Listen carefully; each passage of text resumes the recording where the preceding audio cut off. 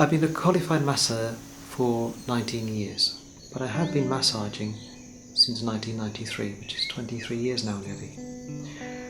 Now, the reason I got into massage was because I had whiplash. I had terrible pain in my shoulder, and I started reading books on anatomy. And from that, I started reading books on massage. For some reason, I was drawn to them. And I started massaging my friends, and they were quite impressed with what I did. So I went on a few short courses, and from there, I went on to a proper course and got qualified. I became a qualified massage therapist.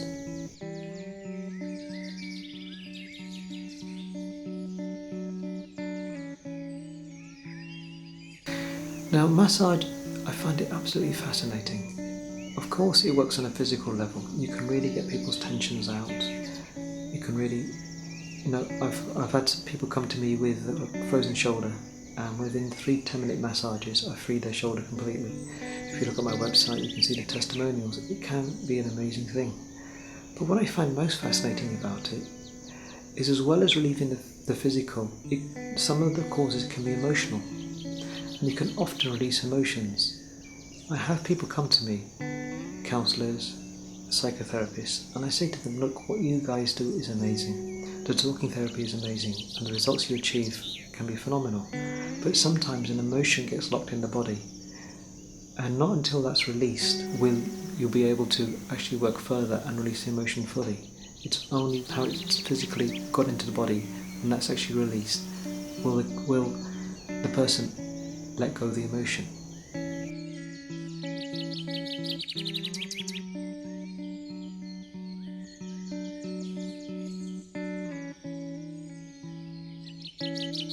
The best part for me was when you was working on my back, and you felt the tension easing as you was coming down slowly. I can't really describe it anyway. Maybe I don't know if it was a knot or something, but you could feel it that it was relieving at the end of it all.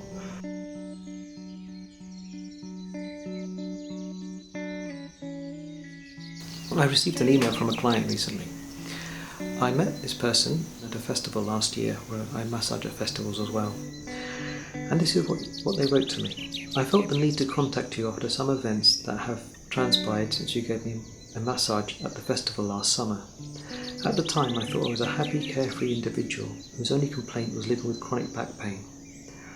I had a massage with you which resulted in you asking me what was wrong. Apparently my right shoulder was a real problem area and was pulling your hand to it so much you couldn't let go. You were absolutely convinced that something was seriously wrong and kept asking me what it was, and I kept repeating that I was the happiest I'd ever been and that you must be mistaken.